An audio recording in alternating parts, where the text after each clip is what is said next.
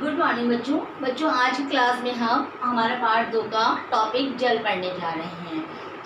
जल को तो आप लोग सब जानते ही हैं। जल हमारे जीवन की एक अमूल्य धरोहर है, एक ऐसा संसाधन है जिसके बिना हम जीवित नहीं रह सकते। हम क्या, पेड़ पौधे पशु पक्षी कुछ भी जीवित नहीं रह सकता। जल नहीं होगा तो हम पृथ्वी पर उपलब्ध किसी भी संसाधन का कोई यूज़ नहीं कर सकते। ये एक अति आवश्यक संसाधन है मनुष्य या किसी भी प्रजाति के जीवित रहने के लिए, चाहे वो वृक्ष हो, चाहे वो पशु हो और चाहे वो मानव हो। अब आपको एक मैं बहुत विशेष बात बताना चाहती हूँ बच्चों। पृथ्वी ये हमारी क्या है, ये सब हमारी पृथ्वी है।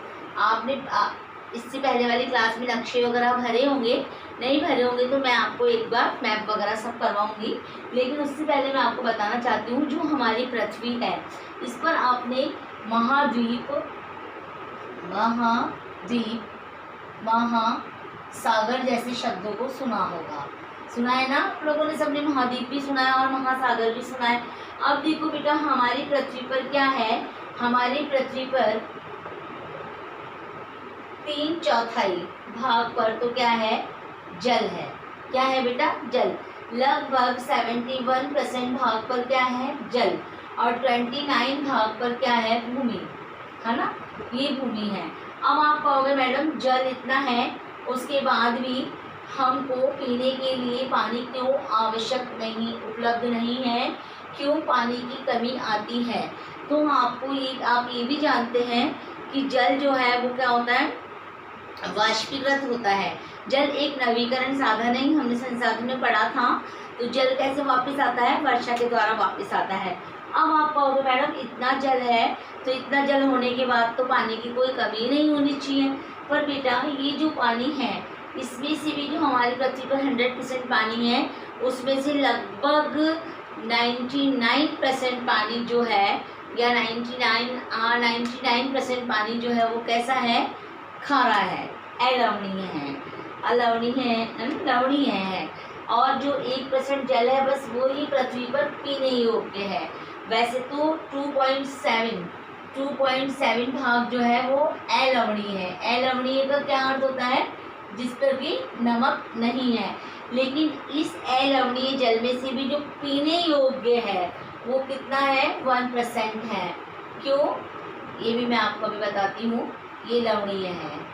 जो महासागरों का जल होता है वो कैसा होता है, लवणीय होता है। जो सागर है हमारे, उनका जल कैसा है, लवणीय यानी नमक का है, खारा है, जिसको हम पीने के या किसी यूज में नहीं ले सकते।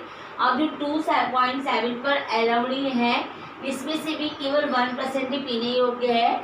क्योंकि बाकी जो जल है वो या तो किसी उसके अंदर गंदगी है, या तो वो कल कारखानों में है, या फिर वो बर्फ के रूप में जमा हुआ है। बर्फ के रूप में कैसे जमा हुआ है, आपको पता है पहाड़ों पर बर्फ होती है, और पृथ्वी की जो 2 ध्रुव हैं इन पर भी बर्फ है।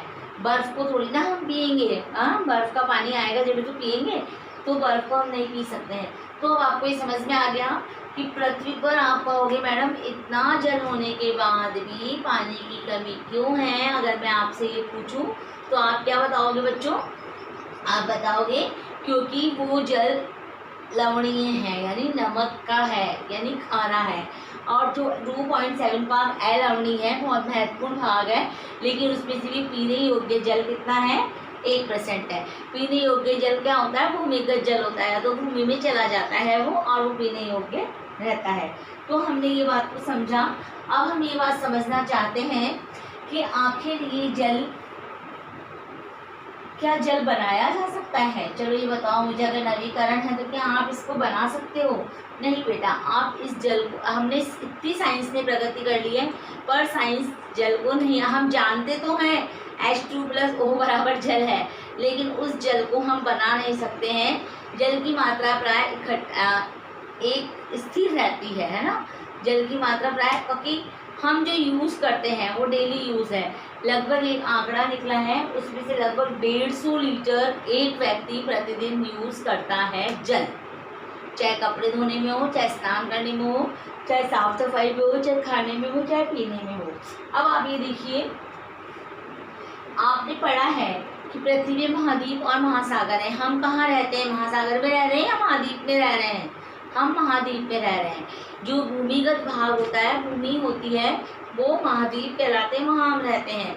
और वहाँ पर जो महासागर के किनारे पर रहते हैं, लेकिन उस महासागर का जल हम पी नहीं सकते हैं। अब देखो बेटा, ये आपकी इसका किताब भौम जल। भौम जल क्या होता है? जो भूमि के अंदर जल चला जाता है। जो वर्षा का पानी होता है वो कहाँ जाता है? धरती के अंदर जाता है या नदी नालों में बह जाता है। अब बताओ मुझे एक बात, मैं आपसे अगर पूछना चाहूँ कि वाष्प बनता है, आपको पता है वाष्प क्या होती है? जल वाष्प क्या होती है? पानी पर जब सूरज की किरणें पड़ती हैं तो वो पानी भाप बनकर ऊपर उठ जाता है, और फिर ऊपर जाके जब बादलों का रूप में होता है, वो संघनित हो जाते हैं, तब पुनः वर्षा के रूप में धरती पर आता है। यानी ये एक जल चक्र चलता रहता है। पृथ्वी को जल ग्रह भी हम कह सकते हैं, क्योंकि यहाँ पे लगभग 79% भाग पर क्या है? जल है। तो यहाँ तक का आपको समझ में आ ही गया होगा जल हमारे लिए कितना यूजफुल है। जल के बिना ना आप कृषि कर सकते हो, ना आप पानी अपनी प्यास बुझा सकते हो, और न ही आपके कल कारखाने में काम में आ सकता है। अब देखिए जल उपलब्धता की समस्या है। आपको पता है जल उपलब्धता की समस्या का क्या अर्थ है? जल उपलब्धता की समस्या का अर्थ है कि बहुत से देशों में, बहुत से राज्यों में, बहुत से गाँवों में आज भी जल उपलब्ध नहीं है। मानसूनी जल या तो जल है तो बर्फ के रूप में है, अथवा कल कारखानों का जो नदियां हैं वो दूषित हो गई हैं, जल प्रदूषण हो गया है। जल प्रदूषण क्यों हुआ है बेटा? जल में प्रदूषण क्यों होता है? जल में प्रदूषण इसलिए होता है जब हमारे कल कारखानों के द्वारा प्रदूषित रासायनिक जो वेस्टेज होता है वो जल में चला जाता है। हम लोग सारी गंदगियाँ जल में डाल देते हैं। हमारे जो सीवर नाले वगैरह हैं वो क्या होता है? नदियों में चले जाते हैं, तो वो पीने योग्य जल नहीं रहता है। हम फिर उसको फिल्टर करके ही पी सकते हैं या फिल्टर पी सकते हैं। तो हम खुद जिम्मेदार हैं जल के विनाश के लिए। और हम लोग क्या करते हैं? जल ऐसा संसाधन है लेकिन हम इसको बहुत वेस्ट करते हैं। जहाँ हमें 2 गिलास पानी से काम चलता है वहाँ हम 1 जग पानी फैलाते हैं। जहाँ 1 मग्गा पानी से काम चलता है वहाँ 1 बाल्टी। तो आप लोग भी बच्चों नल खुला छोड़ देते होंगे ना। आपको मैं ये बताऊँ, अगर टिप टिप टिप टिप पानी भी गिरता है तो पूरे वर्ष में लगभग वो 1200 लीटर पानी वेस्ट होता है। तो हम कैसे बचत कर सकते हैं? हमें अपने घर में नल को वेस्ट नहीं करना है। वॉश बेसिन में जब पेस्ट करते हैं तो वॉश बेसिन का नल खुला नहीं छोड़ना है। बहुत सी चीज़ों से हम जल को बचा सकते हैं।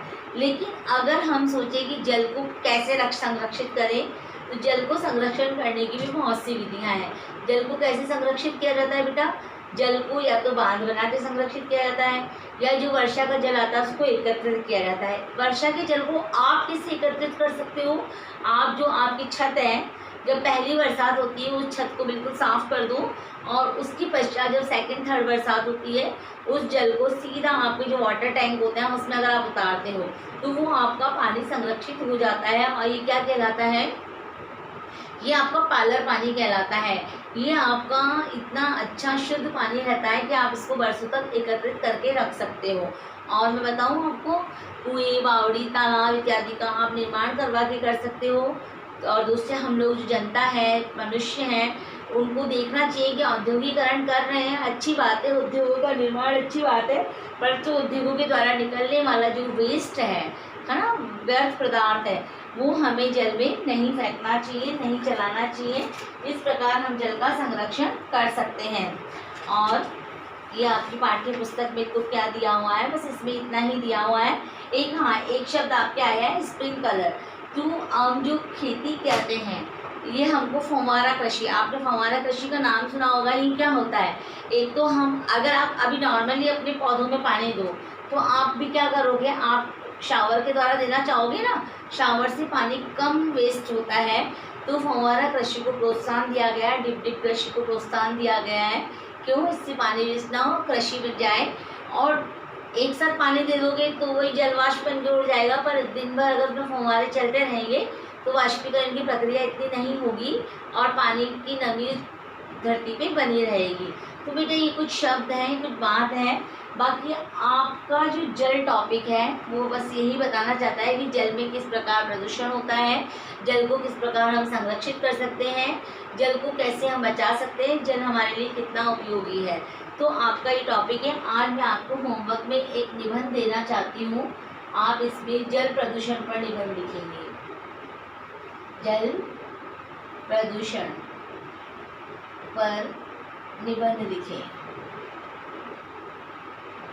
निबंध लिखें, ठीक है। या आप अपने स्वयं के शब्दों में लिखेंगे। बिल्कुल, ये आपका आज का होमवर्क है। सो बेटा